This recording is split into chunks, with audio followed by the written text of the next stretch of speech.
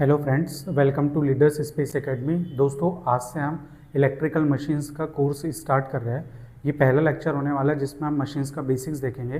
तो बिना किसी टाइम वेस्ट किए आज के इस वीडियो को स्टार्ट करते हैं। तो सबसे पहले देखते हैं इलेक्ट्रिकल मशीन्स होती क्या है। तो दोस्तों, हम सभी जानते हैं मशीन क्या है। सबसे पहले तो हमको समझना है मशीन होती क्या है। तो सिंपल भाषा में हम मशीन को क्या बोल सकते हैं, ऐसी कोई भी चीज़, ऐसी कोई भी डिवाइस जो हमारे काम को आसान बनाए, वो क्या है, मेरी मशीन है। ठीक है। अभी यहाँ पर इलेक्ट्रिकल मशीन क्या होता है, ऐसी मशीन्स जो इलेक्ट्रिसिटी से वर्क करे या इलेक्ट्रिसिटी जिसमें यूज़ हो रही है वो हम हमारी क्या कहलाती है, इलेक्ट्रिकल मशीन्स कहलाती है। ठीक है। तो इसकी जनरल डेफिनेशन क्या है कि जैसे आपने घरों में पंखा देखा होगा, पंखा क्या करता है, जैसे ही आपने स्विच ऑन किया वैसे ही आपको हवा देना चालू करता है। आपने आपके घर ट्यूबवेल होगा तो आपके यहाँ मोटर उसमें लगी होगी, तो आप जैसे ही करते हो तो उसका मोटर स्टार्ट होती है, वो पंप से आपका क्या होता है, पानी फेंकने लगती है। तो हमने क्या किया, इलेक्ट्रिसिटी दे रहे हैं और हमको क्या मिल रहा है, कुछ आउटपुट मिल रहा है। ठीक है। तो वो आउटपुट कैसा हमारा मैकेनिकल है। तो हम इलेक्ट्रिकल मशीन्स को ऐसे भी डिफाइन करते हैं कि ऐसी डिवाइसेस जो एक फॉर्म ऑफ एनर्जी को दूसरे फॉर्म में कन्वर्ट करे, उसे ही हम क्या बोलते हैं, इलेक्ट्रिकल मशीन्स कहते हैं। ठीक है। तो ये इलेक्ट्रिकल मशीन्स होती कितने टाइप की है, तो ये डिपेंड करता है कि इनपुट और आउटपुट क्या है इसका। ठीक है। देखो, यदि आपका इनपुट जो है वो इलेक्ट्रिसिटी है, इलेक्ट्रिकल इनपुट है आपका, इलेक्ट्रिकल इनपुट, और आउटपुट आपका मैकेनिकल है। ठीक है। मैकेनिकल आउटपुट, तो ये हमारी होती है मोटर। तो इसको हम क्या बोलते हैं, मोटर। ऐसी डिवाइस जो इलेक्ट्रिकल को मैकेनिकल में कन्वर्ट करे उसी को हम क्या बोलते हैं, मोटर बोलते हैं। तो ये जो इलेक्ट्रिकल मशीन है वो क्या है, मोटर है, जो इलेक्ट्रिकल इनपुट को मैकेनिकल आउटपुट में कन्वर्ट करेंगे। अब इलेक्ट्रिकल इनपुट तो हमारी इलेक्ट्रिसिटी रहेंगी, आउटपुट में आपको कुछ भी मिलेगा। ठीक है। तो मैकेनिकल एनर्जी आपको आउटपुट में देगा। ठीक है। अभी नेक्स्ट है, अगर इसका हम रिवर्स कर दें, अगर यहाँ पर हम मैकेनिकल एनर्जी दें, मैकेनिकल एनर्जी इनपुट में देंगे, मैकेनिकल एनर्जी इनपुट में देंगे और आउटपुट में आपको इलेक्ट्रिसिटी मिलेगी, इलेक्ट्रिसिटी मिलेगी, तो ये हमारा हो जाता है जनरेटर। ये क्या हो जाता है, जनरेटर। तो जनरेटर क्या होता है, इलेक्ट्रिसिटी को जनरेट करता है। तो इलेक्ट्रिसिटी को अगर हमको जनरेट करना है तो कुछ ना कुछ हमको इनपुट में क्या देना है, मैकेनिकल एनर्जी देना है। जैसे थर्मल पावर प्लांट में इनपुट में हमारा क्या रहता है, स्टीम रहती है, जिसको हम थर्मल एनर्जी से बनाते हैं। तो स्टीम हमारी क्या जाती है, जनरेटर में जाती है, जनरेटर घूमता है, तो हमारी जो मैकेनिकल एनर्जी है वो काय में कन्वर्ट हो जाती है, इलेक्ट्रिकल एनर्जी में कन्वर्ट हो जाती है। तो उसको हम क्या बोलते हैं, जनरेटर। और जो जनरेटिंग पावर प्लांट्स में जनरेटर होता है उनको हम क्या बोलते हैं, अल्टरनेटर, क्योंकि वो एसी करंट को जनरेट कर रहा है। ठीक है। एसी पावर जनरेट कर रहा है, इसलिए उसको क्या बोलते हैं, हम अल्टरनेटर बोलते हैं।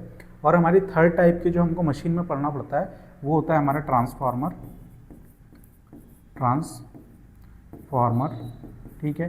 ट्रांसफार्मर एक ऐसी डिवाइस है जिसका इनपुट भी इलेक्ट्रिसिटी होता है, इलेक्ट्रिकल इनपुट होता है, इलेक्ट्रिकल इनपुट, और आउटपुट भी आपका क्या होगा, इलेक्ट्रिकल आउटपुट होगा, इलेक्ट्रिकल आउटपुट।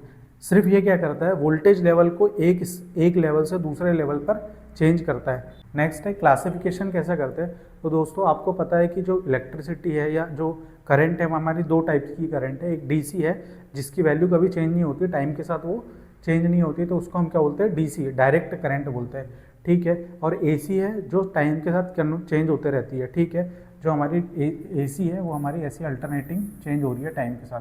ठीक है। तो घरों में जो आ रही है हमारी एसी आ रही है, और डीसी क्या आपकी टाइम के साथ चेंज नहीं हो रही। तो जो मशीन्स डीसी करंट पर वर्क करेंगी या जो डीसी पर वर्क करेंगी मशीन्स, उनको हम बोलेंगे डीसी मशीन्स। जो एसी पर वर्क करेंगे उनको क्या बोलेंगे, एसी मशीन्स बोलेंगे। मशीन्स में भी दो टाइप हमने अभी पीछे देखा, डीसी मोटर और डीसी जनरेटर। एसी मशीन्स में हमारी इसको भी क्लासीफाई करेंगे तो मोटर, जनरेटर और ट्रांसफार्मर हम इसमें पढ़ते हैं। ठीक है। तो ये भी एसी मशीन्स भी, इसको भी हम अगर सप्लाई के फॉर्म में देखें तो सिंगल फेज सप्लाई और 3 फेज सप्लाई ऐसा करके क्लासीफाइड कर देते हैं। तो ये जनरल क्लासिफिकेशन हमको पता होना चाहिए कि ये डीसी और एसी सप्लाई के अकॉर्डिंग हम करंट के अकॉर्डिंग हम देते हैं। इसके बाद है फैराडेज एक्सपेरिमेंट। ये मैंने इसलिए लिया कि हमको Faraday's law of electromagnetic induction पढ़ता है, लेकिन हमको ये पता नहीं रहता कि ये फैराडे ने इसकी खोज कैसे करी। तो ये एक बहुत इंटरेस्टिंग है, इसलिए इंटरेस्टिंग चीज़ है, इसलिए मैंने इसको इंक्लूड किया। तो फैराडे ने क्या किया, 1831 में वो 1820 में ऑरेस्टेड ने हमें ये बता दिया था कि अगर हम किसी कंडक्टर में करंट फ्लो कराए तो इसके चारों ओर क्या होता है, मैग्नेटिक फील्ड क्रिएट हो जाता है। ठीक है। तो ये बताया था हमारा ऑरस्टेड ने, ठीक है। तो इसके बाद फैराडे के दिमाग में आया अगर करंट से हमारा मैग्नेटिक फील्ड बन रहा है तो क्या मैग्नेटिक फील्ड से हम करंट बना सकते हैं। तब उसके बाद उन्होंने एक्सपेरिमेंट परफॉर्म करना स्टार्ट किया और 1831 में उन्हें पता चला कि हाँ हम बना सकते हैं मैग्नेटिक फील्ड से। वो कैसे पता चला वो देखो।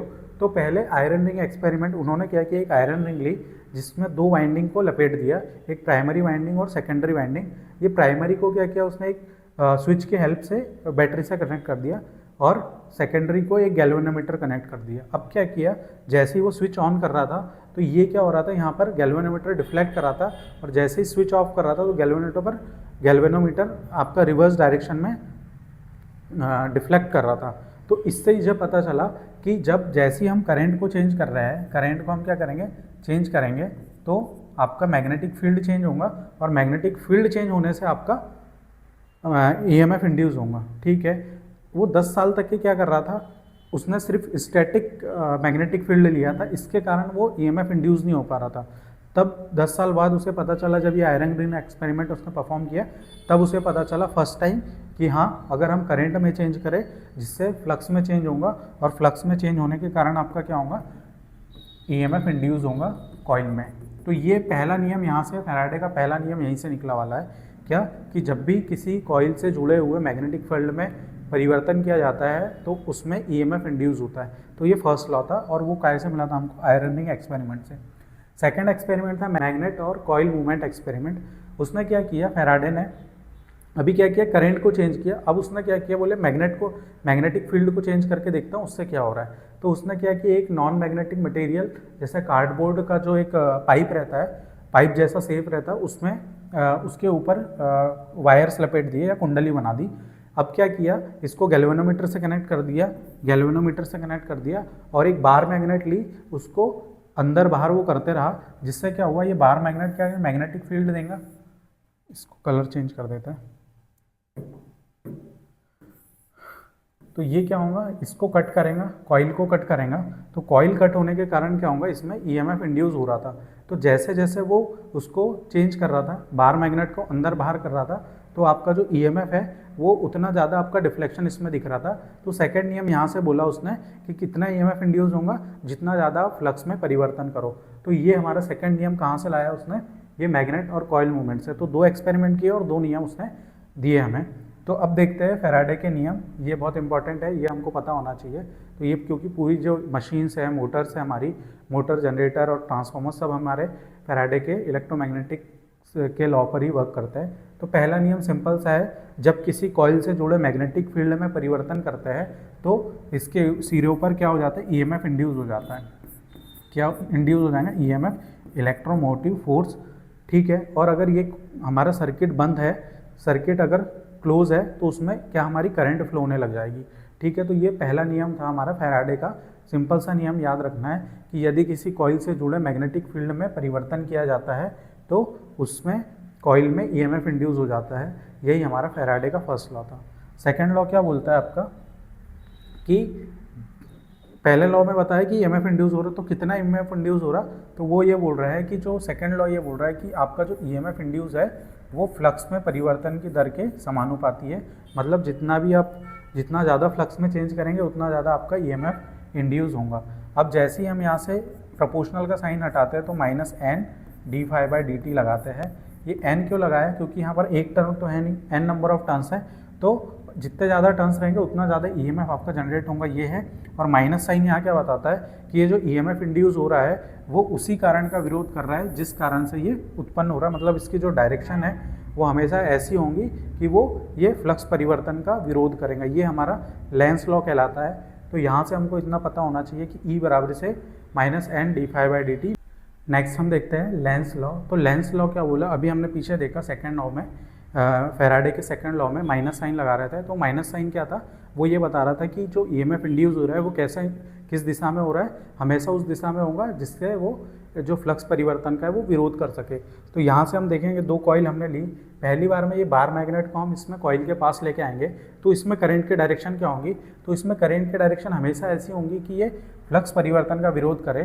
तो हम क्या करेंगे, हमको ये पता है कि आप किसी भी कंडक्टर में करंट फ्लो कराएंगे तो उसके चारों ओर मैग्नेटिक फील्ड क्रिएट हो जाएगा, ठीक है। तो अभी हमें ये करंट ऐसी फ्लो इस डायरेक्शन में फ्लो होंगी कि ये मैग्नेटिक फील्ड के परिवर्तन को विरोध करे। तो हम क्या करेंगे, ये करंट अब इसकी डायरेक्शन क्या होंगी, ऐसी डायरेक्शन होंगी, ताकि ये क्या करेंगी, ऐसी होने से क्या होगा, देखो ये हम क्या करेंगे, इसकी मैग्नेटिक फील्ड की डायरेक्शन हम राइट हैंड रूल से निकाल सकते हैं। अगर हम ये उंगलियों को करंट के फ्लो होने की डायरेक्शन में मोड़े तो हमारा जो थंब है वो नॉर्थ पोल की डायरेक्शन को दिखाता है।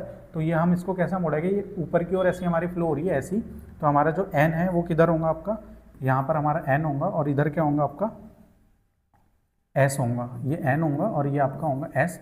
तो ये क्या होगा, सेम पोल क्या होंगे, एक दूसरे को रिपेल करेंगे। तो ये इसके पास आना चाह रहा है और ये इसको क्या करेगा, धकाएगा। ठीक है, तो ये जो मैग्नेटिक फील्ड क्रिएट हुआ है ये इसका क्या करेंगे, अपोज करेंगे, मैग्नेट को पीछे धकाएंगे। अब क्या होगा कि जैसे ही हम मैग्नेट को पहले तो हमने पास में लेके आए, अब इसको दूर लेके जाएंगे।